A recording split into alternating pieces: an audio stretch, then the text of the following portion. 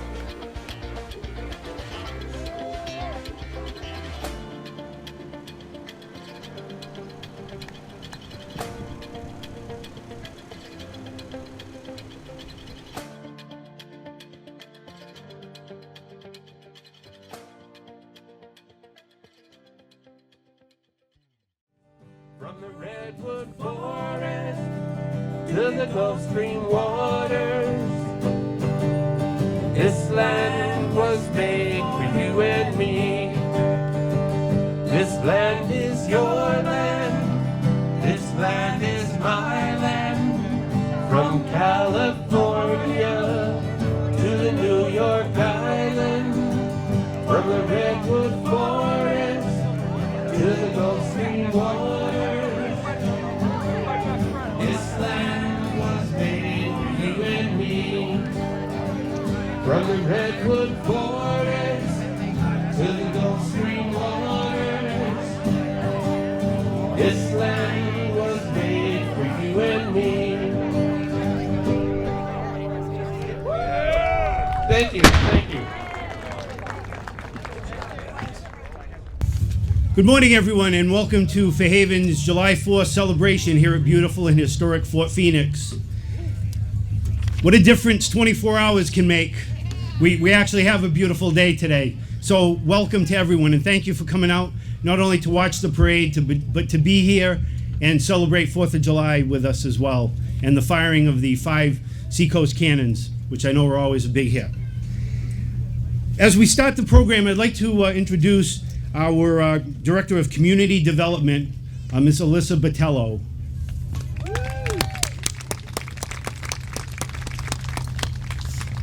Thank you, Wayne. Good morning and happy 4th of July, Fairhaven. Thank you for being here. What a great crowd we've got. My name's Alyssa Botello, and it's my honor to be a part of Fairhaven's 4th festivities today as your Community Development Coordinator, Director of Discover Fairhaven. Fun fact, I actually watched this parade and ceremony for nearly a decade through the lens of a camera at Fairhaven TV. So just a little shout out to Fairhaven TV. All of the fun community events that you see, government meetings, all of that is all thanks to Fairhaven TV and Director Derek Frakes right there. Hi, Derek. Fairhaven's a town built on history from the first naval battle of the American Revolution right here in our harbor. We've carried centuries of resilience, ingenuity, and community spirit, and let me tell you, that spirit is alive and well today. From the community groups to local businesses, volunteers, residents, families, and our dedicated parade team, proudly led by the Oliveiras each year, it's really moving to see just how strong the bonds of our community really are. So thank you for being here. Thank you for your pride in Fairhaven, and may we continue building a bright, bold future together. And happy Independence Day. Thank you. Thank you, Alyssa. Now we have the national anthem, which will be sung by Joseph Sebi, SBC National Guard Specialist, and the raising of the flag will be done by the Fairhaven Village Militia personnel.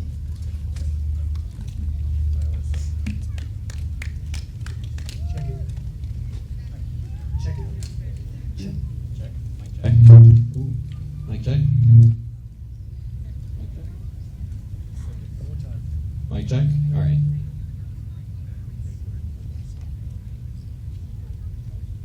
Oh, say, can you see by the dawn's early light what so proudly we hailed at the twilight's last gleaming, whose broad stripes and bright stars through the perilous fight o'er the ramparts we watched were so gallantly streaming, and the rocket's red glare, the bombs bursting in air, gave proof through the night that our flag was still there. Oh, say does that star-spangled banner yet wave o'er the land of the free and the home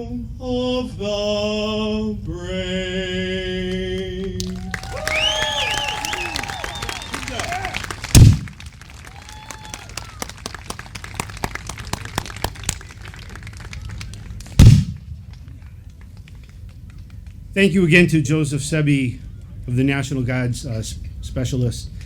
At this time, I'd like to call up the chair of the Fairhaven Board of Selectmen, Mr. Charles Murphy, to read the Declaration of Independence. Thank you, and happy Independence Day, everyone, and happy birthday to the United States of America, 249 years old. Let's give America a round of applause. And I'd also, on behalf of the Select Board, like to thank Vicki and Wayne Oliveira for putting all this together.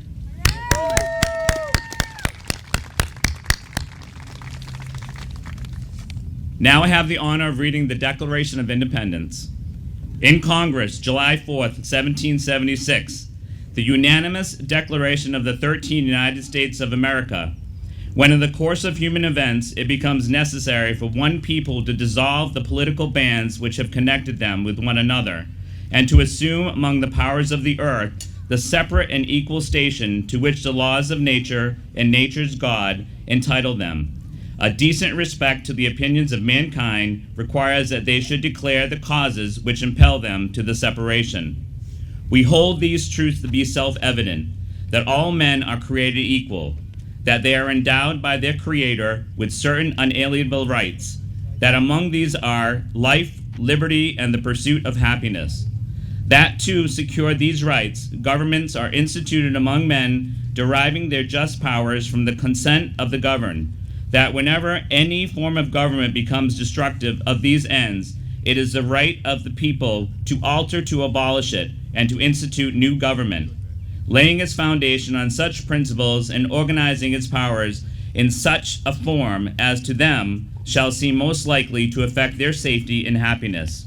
Prudence, indeed, will dictate that governments long established should not be changed for the light of transient causes, and accordingly, all experience has shown that mankind is more disposed to suffer, while evils are sufferable, than to right themselves by abolishing the forms to which they are accustomed. But when a long train of abuses and usurpations, pursuing invariably the same object, evinces a design to reduce them under absolute despotism, it is their right, it is their duty to throw off such government and to provide new guards for their future security. Such has been the patient sufferance of these colonies, and such is now the necessity which constrains them to alter their former systems of government. The history of the present King of Britain is a history of repeated injuries and usurpations, all having indirect object the establishment of absolute tyranny over these states. To prove this, let the facts be submitted to a candid world. In every stage of these oppressions, we have petitioned for redress in the most humble terms. Our repeated petitions have been answered only by repeated injury. A prince whose character is thus marked by every act which may be defined a tyrant is unfit to be the ruler of a free people. Nor have we been wanting in attentions to our British brethren. We have warned them from time to time of attempts by their legislature to extend an unwarrantable jurisdiction over us.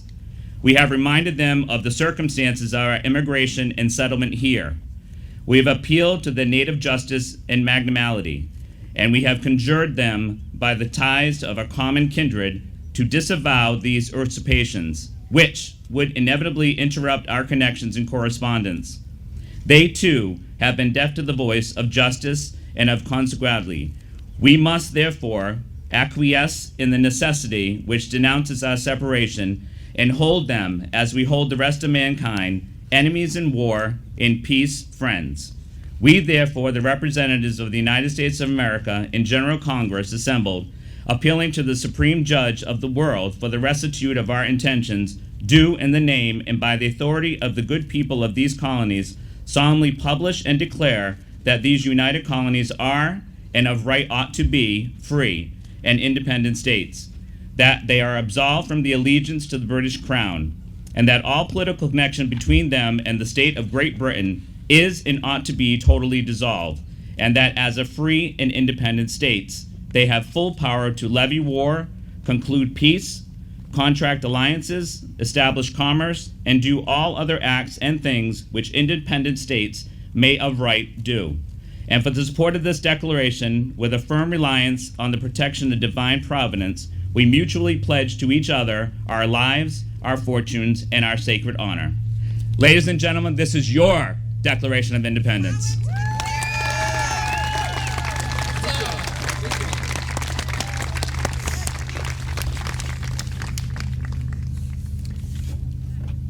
We'll now have a music selection by the Shepherd Center of Performing Arts by Jordan Day.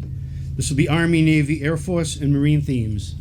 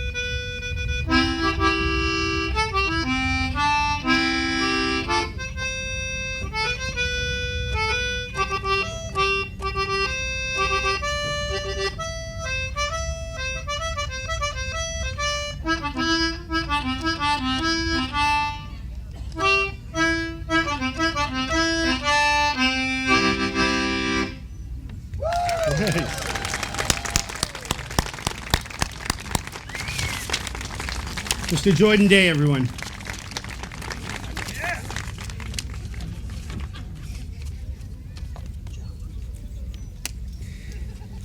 As we stand here on one of Fairhaven's most beloved spots, we think about all of the history that surrounds us here, and the role that Fairhaven played in the War for Independence. Here's just a short timeline. In February of 1775, Old Dartmouth petitioned the Massachusetts legislature to build a fort for the protection of a quickly growing Bedford Harbor and its merchant fleet. It would be built at this site, and it would be outfitted with 11 cannons and ammunition from Boston, Massachusetts. Just 2 months later, the war with Great Britain would begin in April of 1775. 1 month after the shot heard round the world at Lexington and Concord, the beginning of the Revolutionary War, the first naval battle of the Revolutionary War was fought just off our shores in May of 1775. The local militia, commanded by Lieutenant Nathaniel Pope and Captain Daniel Eggery, successfully captured a British sloop named the Falcon. It was anchored just out here on Buzzards Bay. They took 24 prisoners, bringing the captured British prisoners here to Fairhaven Village. In September of 1778, this fort and the surrounding villages would be destroyed by over 3,000 invading British troops who were sent here to punish the residents of Old Dartmouth and Bedford Village for their acts of privateering against the British Crown. The British burned homes, warehouses, and some 70 ships that were anchored in the harbor. It crippled this region for many years to come. Completely destroyed by the British during the raid of Bedford Village in 1778, the fort would be rebuilt and would be named Fort Phoenix after the mythical bird that rose from its own ashes. The same fort would serve in the War of 1812 and was also refitted in 1861 with the 5 large cannons that you see here today, where federal troops were stationed here for service during the Civil War. The fort was later decommissioned and in 1926 was sold to the Town of Fairhaven for $5,000 and the money donated from Lady Fairhaven, the daughter of Henry Huddleston Rogers. The fort now serves as a public park and is on the National Register of Historic Places. Today, Fort Phoenix serves as a reminder of the proud military history and the bravery of the soldiers who occupied this fort and protected the surrounding villages from the British invaders. Thank you. And at this time, I'd like to introduce our state representative, Mr. Mark Sylvia, for a few comments.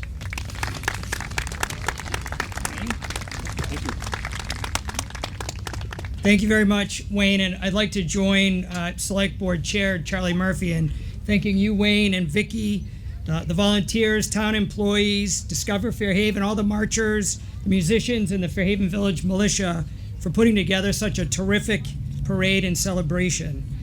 On behalf of the Massachusetts House of Representatives, and as your state representative for the 10th Bristol District, I wish you all a happy Independence Day. As we celebrate with family and friends on this beautiful day, let us take a moment to reflect upon the triumphs, contributions, struggles, and sacrifices of so many over 2.5 centuries in order that there be liberty, justice, and freedom for all. Let us continue to commit ourselves to coming together, focusing on what unites us rather than divides us, in honor of those words in the Declaration of Independence: life, liberty, and the pursuit of happiness. Nearly 250 years ago, our founders, in an act of undeniable bravery, declared our independence from the King of England. Right here where we stand, people fought for that independence. And today, all these years later, through triumph and tribulation, we remain a free nation. May we honor, celebrate, and emulate the bravery exhibited by our founders and continue to defend our nation's freedom for years and centuries to come. Thank you all very much. It's an honor for me to be here today. Enjoy July 4th. Thank you very much, Representative Sylvia. We'll now have another music selection from the Shepherd Center of Performing Arts.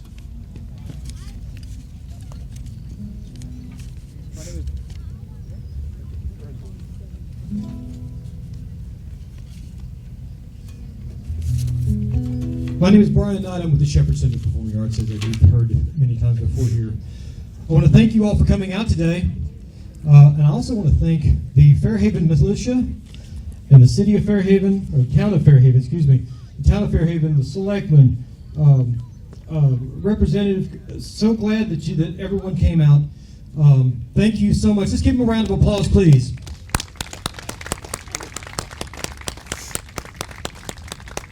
We have our own Ross Wachurski from right here in Fairhaven. Let's give him a round of applause. He's got something to say to. I got to ask you a question. How many of you have ever been outside of New England? Give a round of applause. All right.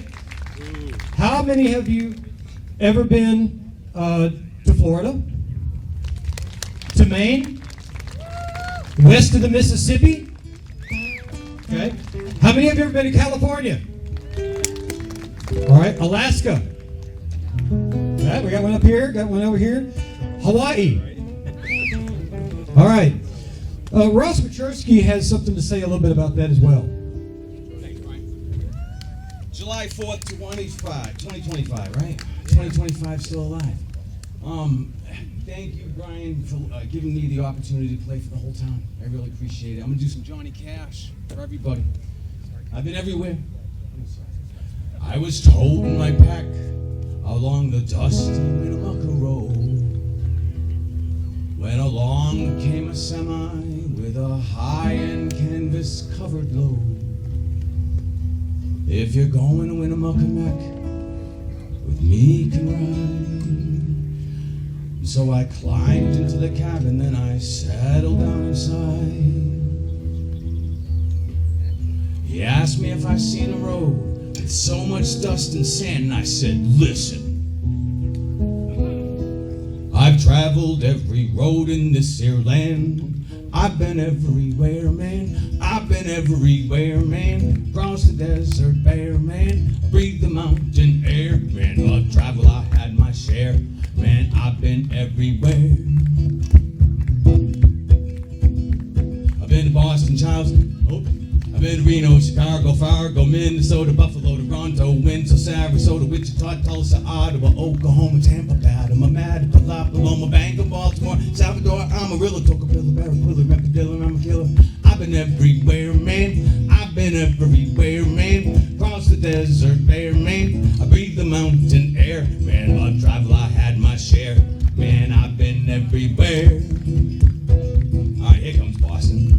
I've been to Boston, Charleston, Dayton, Louisiana, Washington, Houston, Kansas, Texas, Faraday, Santa Fe, Tyler, Palooza, Glen Rock, Little Rock, Oskaloosa, Tennessee, Chicopee, Spirit Lake, Grand Lake, Devil Lake, Crater Lake, for Beach sake. I've been everywhere, man. I've been everywhere, man. Cross desert bare, man. I breathe the mountain air, man. On travel I had my share, man. I've been everywhere.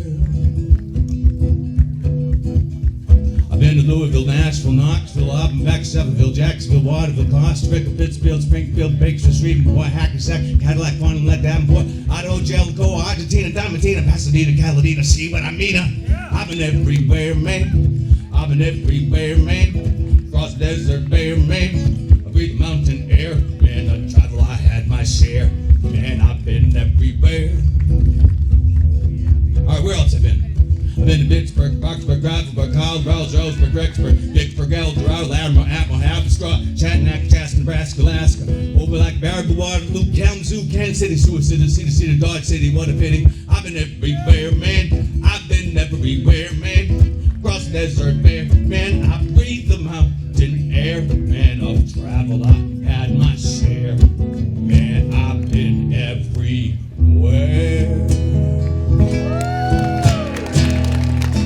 Have a good 4th of July, everybody. Thanks.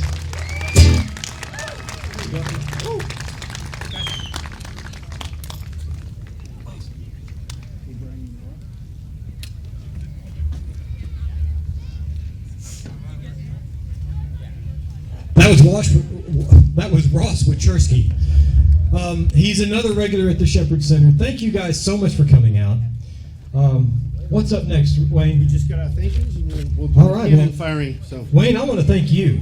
Absolutely, man. Thank you. Give Wayne a round of applause, and Vicki and the whole militia. They do a wonderful job here. That's not just one time a year, it's all year long. So they take care of this place, they make sure everything is in firing order, all that kind of stuff. So thank you so much, Wayne. thank you. All right, so we're just about ready to do our cannon firing. And as we talked about, this fort goes from 1775 all the way to the Civil War. So the guns you see here today are actually Civil War vintage. They were cast in 1860. They're the originals that were here guarding the harbor for the Civil War. And if you think about it, a ship sailing into Bedford Harbor had to get by the guns of Fort Tabor, and then they would have to get by the guns of Fort Phoenix. So once you get in between the two, it was pretty much a turkey shoot. So we're going to fire those cannons for you today. We are all licensed cannoneers, so if you ever have the need for a cannoneer, look me up. I know there's a big demand out there. These cannons would have been stocked with 10 pounds of gunpowder and a 24-pound iron ball. The ball would shoot approximately out to the Butler's Flat Lighthouse. So as an approaching ship would start to make way, they would start to fire at the ship. The goal was to knock down the sails and knock down the yard arms and the mast. And once the ship had no propulsion, it was dead in the water. They could just continue to shoot at it. So we have preloaded some of these cannons. We are going to do number one by the numbers so you can see how incredibly fast it was. No, it's actually a very, very slow process. But a good cannon crew could get off a shot within a minute. And we'll kind of speed that down a little bit just to show you how it was actually done. And then once we go to fire, each of our select board members will go up and take a turn in firing the cannons. And we also have Elaine Rocha, who was our, big round of applause for Elaine today. Elaine Rocha was our Grand Marshal today. You saw her riding in the convertible. And Elaine is one of our retired past town clerks. So another round of applause for Elaine Rocha. Okay, the cannon crew is ready. Cannon crew, take your position.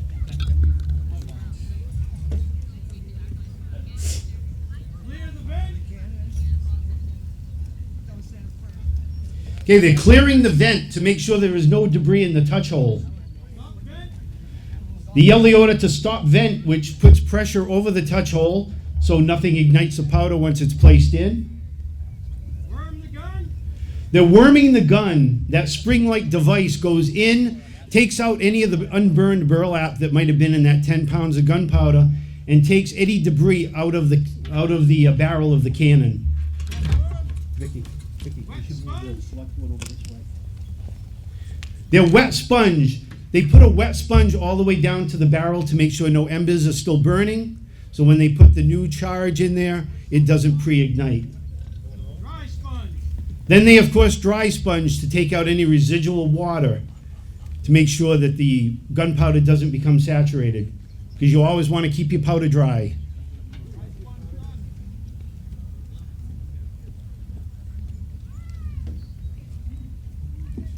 Okay, we're getting ready to bring forth a charge, which would be that 10-pound bag of burlap filled with gunpowder.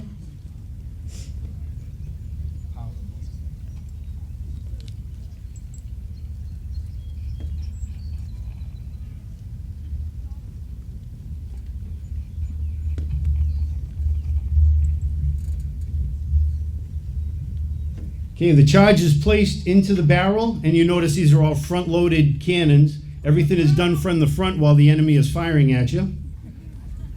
Now they're going to ram that down. That charge goes all the way to the back of the barrel where you'll see the pick. The pick is going to make a hole in the charge, and there's going to be a quill or a fuse that's put into the end of the, and that's where the charge will be ignited from. They tamp it down to make sure that it's securely seated in the back of the barrel. They pick the charge to make the hole. And he's actually listening because you can hear the crackle of the gunpowder. They're bringing forth a fuse, and that fuse is what we'll use to ignite each cannon. Now, all 5 cannons have been prepared. They all have gunpowder, and we'll be aiming for that little target that's up there, that little probably 1.5-inch circle. So be patient with our select board members.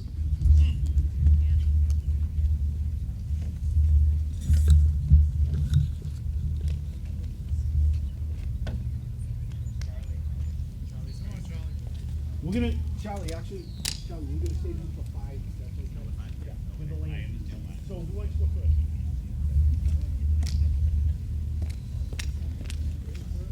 Okay, we have select board member Andrew Saunders will be doing the first firing.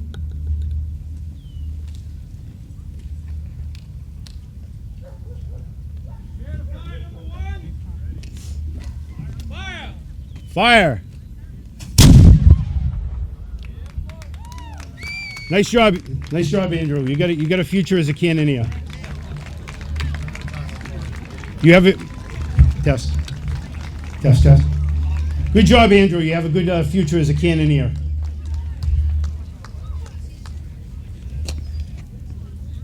Okay, our next person to fire will be select board member Natalie Mello.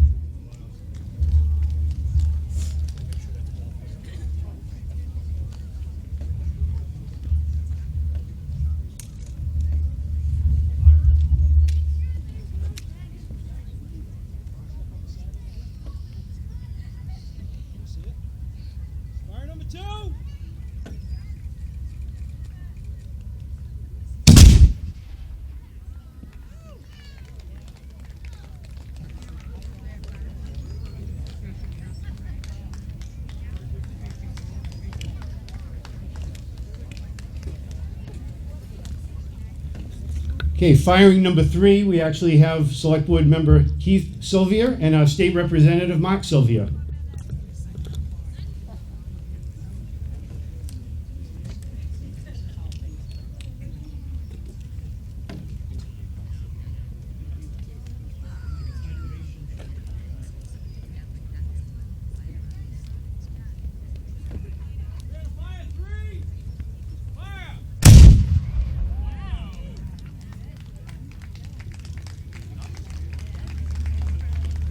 Nice job on number 3, gentlemen.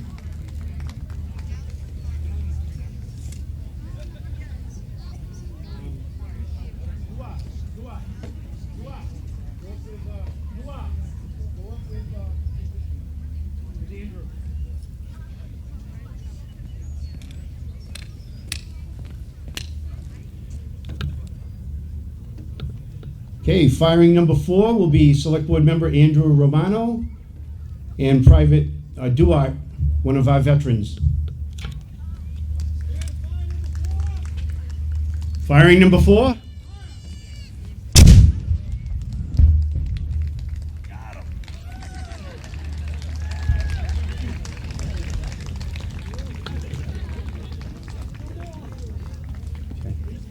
Just as a side note, we are one of the few forts that still fires cannons of this size. So I think having our 4th of July celebration is just that much better than everybody else, because we get to fire cannons. Good, yeah. Get a lane. Let's go to that side.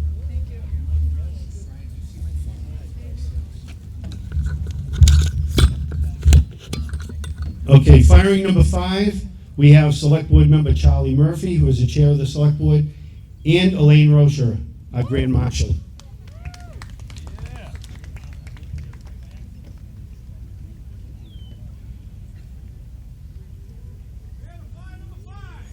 Firing number 5.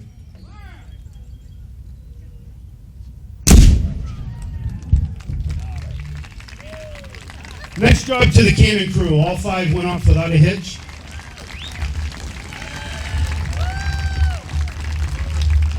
Again, we want to acknowledge the Fairhaven Village Militia. We are the stewards of Fort Phoenix. We take care of its care, and we do living history encampments here. This is one of our most beloved spots in town. So, obviously, we want to take care of this. and see it go on for many more generations. So thank you all for coming out. We actually had a blast, and thank you for being here. Happy 4th to everyone.